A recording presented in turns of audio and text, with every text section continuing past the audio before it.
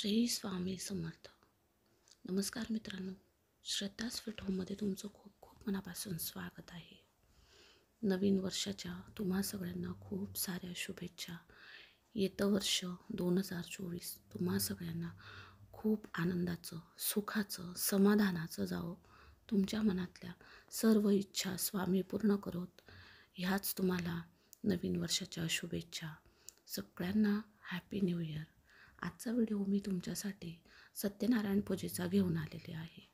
बऱ्याच वर्षापासून माझी इच्छा होती की माझ्या घरामध्ये सुद्धा पौर्णिमेचा सत्यनारायण किंवा सत्यनारायण पूजा करावी, पण योग असतात आणि योग आजपर्यंत आलेलेच नव्हते. माझ्या लग्नाचा सत्यनारायण जो मी केला त्याच्यानंतर सत्यनारायण पूजेला मी बसलेलीच नव्हते. तर म्हटलं चला, खूप जण म्हणायचे ही सत्यनारायण करायला हवा.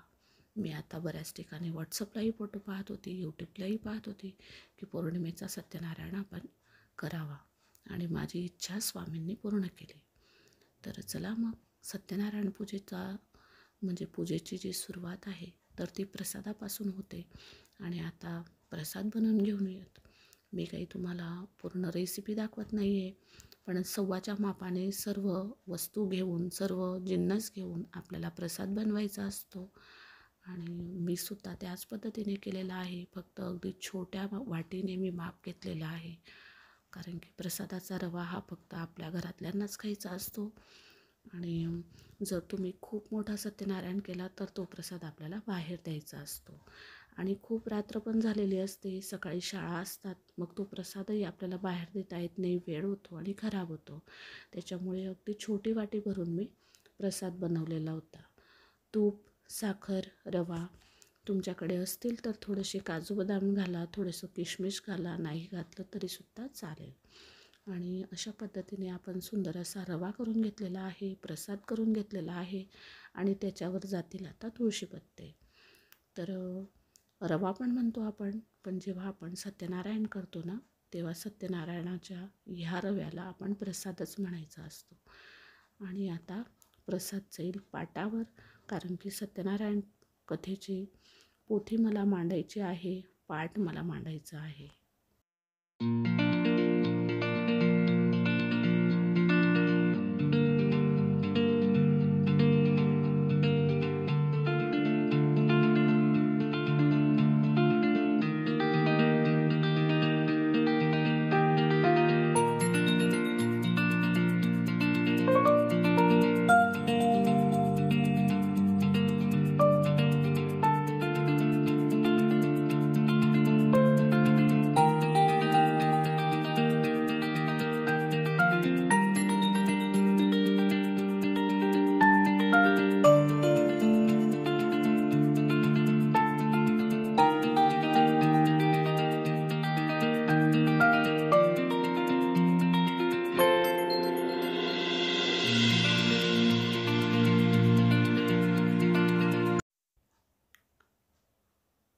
आणि सत्यनारायण कथेची मला सुरुवात करायची होती, आणि साहेब गेलेले होते अक्कलकोटला, गाणगापूरला. साहेबांचं देवदर्शनाची 6 दिवसाची ट्रिप होती.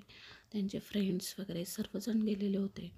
तिकडून साहेबांनी सुंदर अशी स्वामींची मूर्ती आणलेली होती. आणि म्हटलं आज पौर्णिमा पण आहे, आपल्याला सत्यनारायण पण करायचं आहे, तर स्वामींच्या मूर्तीचा अभिषेक, स्वामींच्या मूर्तीचं सुंदर असं आगमन आपण ह्याच दिवशी करू शकतो असं मला वाटलं. आणि मग त्याच्यामुळे मी ह्याच दिवशी स्वामींचं सुंदर असं अभिषेक करून घेतला. अगदी साध्या सोप्या पद्धतीने अभिषेक केलेला आहे. थोडंसं दूध, मध, थोडीशी साखर आणि थोडंसं पाणी घेऊन मग मी त्याच्यावर सुंदर असा अभिषेक करून घेतलेला आहे. आता तुम्ही म्हणणार की श्रद्धा, अशा पद्धतीने अभिषेक करायचा नसतो, पण मनामध्ये जर भाव असला ना तर कुठलीही पूजा देव मान्यच करून घेतो. आणि वेळेचाही थोडासा अभाव होता. आम्ही ब्राह्मणाला बोलावणार होतो, पण शक्यच झालं नाही. खूप संध्याकाळ आम्ही पूजा जवळजवळ 7:30 पावणे 8ला मांडायला सुरुवात केलेली होती. तर त्याच्यामुळे तुम्ही प्लीज समजून घेऊ शकतात की मी कशा पद्धतीने सर्व केलेलं असेल, कारण की स्वयंपाकही बाकी होता. तर चला, तुम्ही म्हणणार श्रद्धाचे रोजचेच रहाटगाडगे आहे, आणि खरंच आहे, रोजचंच आहे. त्याच्यामुळे देवपूजा वगैरे ह्या ज्या गोष्टी आहेत त्या पण तर आपल्याला रोज करायलाच हव्यात. त्याच्यामुळे मला जसं जसं शक्य होईल तसं तसं मी त्या सर्व गोष्टी करून घेते. आणि चला मग आता स्वामींची सुंदर अशी मूर्ती आलेली आहे, तर तिचंही स्वागत मी करून घेते. आणि तुम्हीसुद्धा नमस्कार करून घ्या स्वामींना.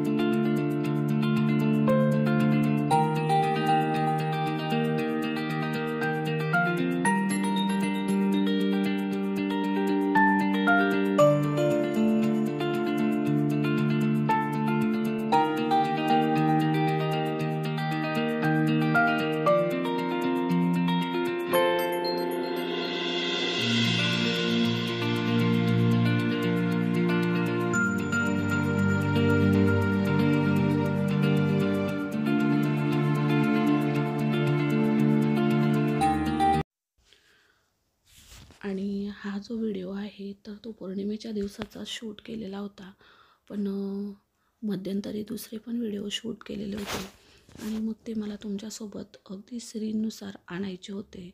पण त्याच्यातला एक व्हिडिओ बाजूलाच राहिला, कारण की आज नवीन वर्ष आणि नवीन वर्षामध्ये म्हटलं आपण छान असा व्हिडिओ शूट केलेला आहे स्वामी महाराजांच्या सत्यनारायण पूजेच्या.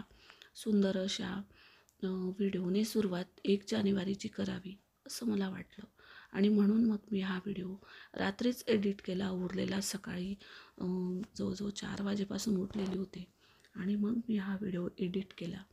आणि अगदी उठल्या उठल्या थोडंसं एडिटिंग राहिलेलं होतं, ते एडिट केलं आणि मग मी व्हॉईस ओव्हर करायला बसलेली आहे. आणि तुम्ही माझ्या आवाजावरून ओळखलंच असेल की मी अगदी झोपेतून उठून आलेली आहे आणि मग व्हॉईस ओव्हर करायला घेतलेला आहे. त्याच्यामुळे आवाजातला बदल तुम्हाला नक्कीच जाणवू शकेल.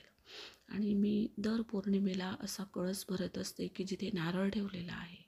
आणि आता सत्यनारायण पूजेच्या दिवशी, पौर्णिमेच्या दिवशी हा कळस या पाटावर पुजला जाईल आणि मग तो मागच्या चौरंगावर जाईल. चौरंग तुम्ही पाहिलेलाच आहे की मी नेहमी तिथे पूजा करते आणि माझ्या देवी मातेचा फोटो मी तिथे ठेवलेला आहे, कुळदेवतेचा. आणि बस आता दुसरा जो कळस आहे त्याच्यावर पण बाळकृष्ण ठेवून घेईल आणि मग तिथली पूजा मी पूर्ण मांडून घेईल.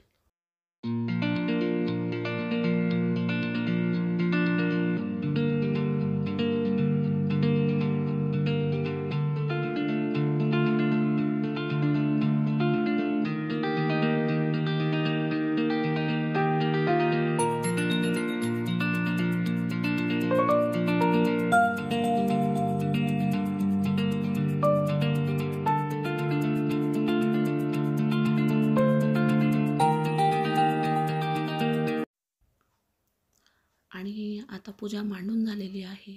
मी परत तुम्हाला सांगते की तुमच्याकडे जर सत्यनारायणाची पूजा किंवा इतर पूजा वेगळ्या पद्धतीने होत असतील तर मला खरंच त्याबद्दल काही एक म्हणायचं नाही, कारण की मी आत्ताच सत्यनारायणची पूजा मांडायला लागलेली आहे. त्याच्यामुळे अगदी थोडीशी चूक भूल होणं हे माझ्या हातून शक्य आहे, किंवा मला ज्या पद्धतीने माहिती झालं आहे त्या पद्धतीने मी पूजा मांडण्याचा नक्कीच प्रयत्न केलेला आहे.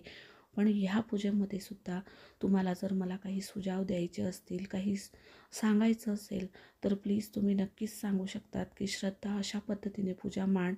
जर मला शक्य झालं तर मी त्याच्यात बदल करण्याचा नक्कीच प्रयत्न करेल. आणि आता सर्व ठिकाणी फुलं मांडून झालेली आहेत.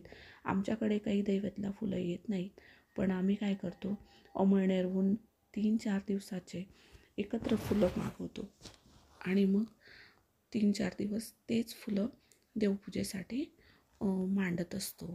आणि आता फुलं वगैरे मांडून झाले, प्रसाद झाला, आणि आता रांगोळीशिवाय तर माझी पूजा शक्यच नसते. आता मी रांगोळी पण टाकून घेणार आहे.